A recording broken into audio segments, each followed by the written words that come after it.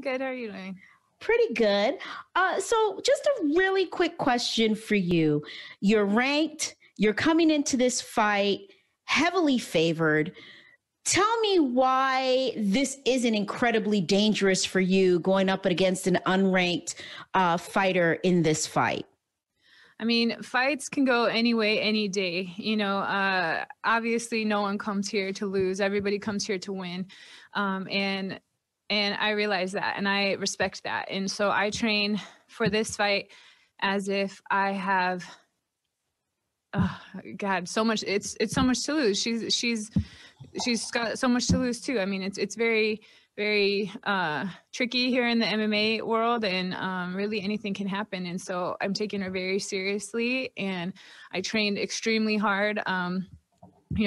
Did all of my due diligence on any mistakes that I've made that could be looked up, on top of, got my coaches to get me ready for the expected, for the unexpected, anything of that nature. So, it's a crazy matchup. It's a good matchup. It's a dangerous matchup, and I'm game. One last thing. Earlier this week in an exclusive with Low Kick MMA, you talked about possibly doing a cross promotion fight against Miesha Tate that's now returning to the UFC. Are you doubling down on that after this win? Who knows with these fights? I think right now I got to focus on this one. But, when I see that kind of thing pop up, and when I hear about that division getting all mixed up again, like, of course I'm thinking about it. I have wins over all of those people. Miesha Tate's about to fight Marion Renaud, and I have win over her too. So that's of course on my mind, and I see myself in all of that. And I'm very happy over here at Bellator. So it, would obviously need to take some negotiating and conversations between people. But like I said, if they want to borrow me for a weekend, or if we can borrow them for a weekend, or however something like that would work out or need to be worked out, I think it would be great for the fans. And I think it would be great for all of us, because, those are some great matches that have a history behind them and a lot of questions behind them too. So I think about it. I definitely have it on my mind. Jay? Thanks very much. And hey, Kat, welcome back. I want to build off that a little. I mean, it would be tough to see the UFC allowing something like that to happen. But one fighter who might be on the market is Megan Anderson. She appears to have parted ways with the promotion. If Bellator were to sign her up, is that a rematch you'd like to get back? Of course, totally. I mean, she didn't touch a hair on my head, literally not one, just a toe in my eye. And they made a rule change after that, saying that is officially a poke, and I guess now there's a 5-minute time allotment, as the same thing as if you get a finger to the eye or something. So happy to be a part of history again in the sport, not necessarily in that disgusting way, but it's something that I want to fix. I do think that I was doing good in the beginning of that fight. I was feeling really good during that camp. This is my first fight up at 145, and got ready for it like a beast. And then, it was just this weird, unfortunate ending that just feels very incomplete. So yeah, I would totally like to see that. And her fight versus Amanda was a very interesting one too, because I beat Amanda and Amanda beat her with this crazy ease. And there may be some nerves in there for Megan, but I'm sure that she's hungry to, fix all of that herself. So yeah, if she comes over, I would definitely like to revisit that. And one more for me. I mean, Leslie Smith was announced as the next contender for Cyborg's title. Were you a little surprised by that, given she's coming off one win, you're coming off one win, or do you feel that you maybe need another fight or two to really get in that conversation? I mean, I'm okay with getting some more experience, especially because I had some time off before this last one, and I had a big surgery that I really needed to see who and what and how my body was after that. And I'm very pleased, with how I feel and how I'm doing. So, getting in and fighting for 15 minutes against the Gabinator was a very good experience and very good for me to do.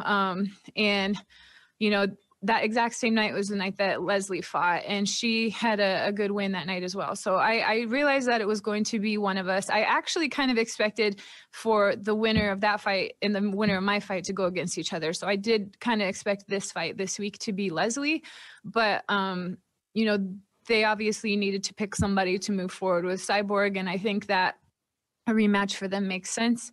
And, you know, I'm happy to take what I can from whoever wins that fight. And, you know, cool, that's down the road. But right now I'm still very, very focused on this fight. And I realize none of that can happen unless I show up and do my best on Friday night. Damon?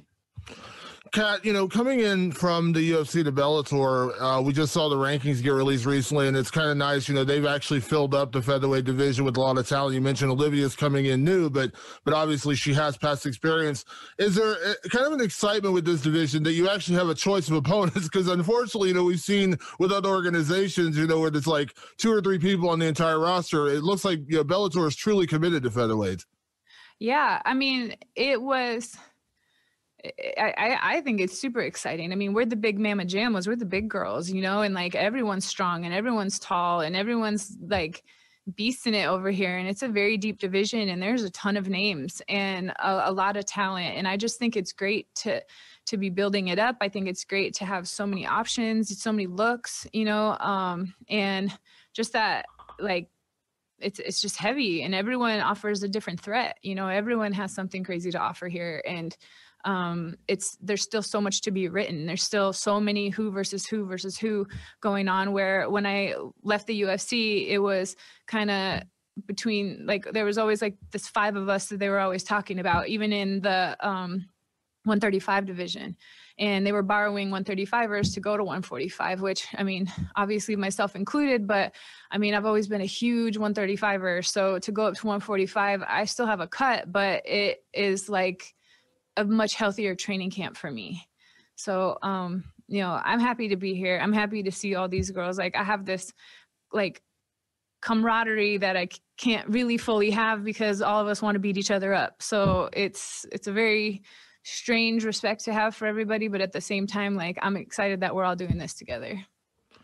And I know rematches are always fun, especially when you get a chance to avenge a past loss, especially that weird situation with Megan Anderson, which, you know, a lot of people don't really consider a loss, but you know what I mean. But I'm curious, I don't want to keep harping on the same subject, but I'm curious with the Miesha Tate thing, because you have a knockout win over her. What is it about that one that interests you? Is it just because the controversy, like she said, that she thought it was an early stoppage, or what was it that makes you want to revisit that? I mean, we don't have the best blood between us. I mean, there's some history there that'll probably make us never want to go get beers. But we, a couple years ago, let's see. A couple years ago, I got asked by ONE FC to do a super fight jiu-jitsu match against her. And either I was about to have my surgery or I had just had my surgery, so I wasn't able to do it. So I knew that she had been itching. Like, I knew that she was starting to get the, I want to do this stuff again, you know, itch. Like, it's a hard thing to stay out of. MMA, fighting, training, the camp, like all of it. It's like this pain game. Like, you love it, but you hate it and you keep coming back for more. So, you know, there's that. And then, you know, she had also said before in some some interviews that I'm the only person she would come back from to fight in MMA as well. Cause she has that loss against me. And I know that there are some things that she had said as far as it being, I don't know, debatable, or she thought it was an early stoppage, or she thought something about a knee earlier in the fight that she was downed or illegal. But I mean, there's a lot of unanswered questions for her for that fight, apparently. And, you know, I felt great with how it went. I actually was proud of us because we put on a damn good fight and we hit every type of martial art that can go into MMA. And, you know, so to hear that she had any kind of bitterness about it was a bummer, but that, you know, also means that she's a competitor, you know, and she, you know, would want to fix something like that. So, you know, I'd give her that. And I would like to see what happens too. I mean, time is this wonderful thing between fights. And I've learned a ton. She's learned a ton. She's had breaks. I've had breaks, you know, and how cool. Like we were the first fight, or the second fight in UFC history. We're the first women that got fight of the night ever. I was the first person first woman to TKO somebody. I was the first mom in the UFC. Like, there's so much history to that fight. There's Hall of Fame stuff in that fight. Like, how great to see it again and see what happens however many years later, you know. We'll take a couple more here. Will? Hey, Kat, thank you for joining us today. Sure. Will from the Fight Gods podcast. Looking back at your career, I see that there have been several times where you had kind of longer layoffs. It seemed like in 2018, you were back and you're going to be fighting a lot, but then we hit the pandemic. Is the weight cut not being as great helping you out, not sustaining so many injuries, training? And how many fights do you think we will see you in this year? I mean, I would like to get 2 or 3 fights a year, but I mean, in my defense, like my road hasn't been an easy one as far as this MMA career. I mean, there was a year I fought 7 times in 5 tournaments, 5 jiu-jitsu tournaments. You know, there was years where I was able to do everything because I had the support. But please remember, in 2014, I had my knee exploded, you know, I lost my husband, and I'm raising a child on my own that's grieving. So I didn't really get to come back and do everything I wanted to, because it was more important to me to be there for my kid that needed me than to be there for fans that wanted to see me fight. So, you know, I had choices to make there. I never stopped training. But fight camp is a very selfish thing. Like, you have to be very involved in it. And it feels very terrible to be selfish as a parent. But, you know, I made it work when I could in the ways that I could. And, you know, I had an injury here or there. There was injuries that I even fought through that you guys will know about later, but I'll never tell you now. You know, and just life, you know, and I handled life, and I handled it on my own, and I handled it with the kid that needed me all of the time. And I don't regret a second of doing what was best for him. All right, last one here. Dylan? Hey there, Kat. How are you doing? I'm good. How are you? I'm doing well, thanks. I was just wondering, because I was checking out an interview the other day you did with Mark Raimondi, and you were talking about how your son has reintegrated himself into training jiu-jitsu there. I'm kind of wondering, like, how does that inform your own individual journey as a martial artist, just because it's a generational thing now?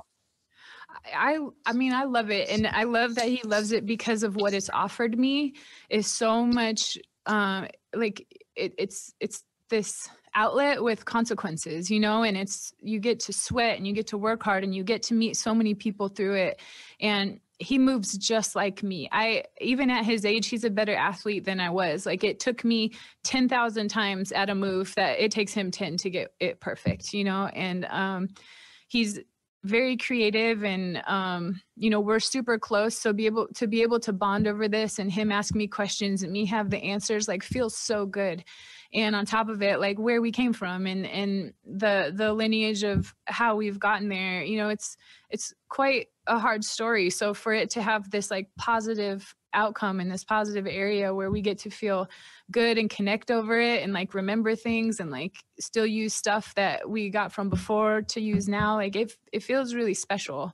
And I'm super happy to have it with my son, and whatever he decides to do with it, you know, is up to him, and I'm going to support him no matter what. But it is very cool to bond with him. And I got my brown belt the other day, and I made sure that he was my first match. We had a match. As soon as it was tied around my waist, I went over and he put on his, and we had to go, just because I want that belt to begin with him, you know, just has all of this has started. So it's cool. And I'm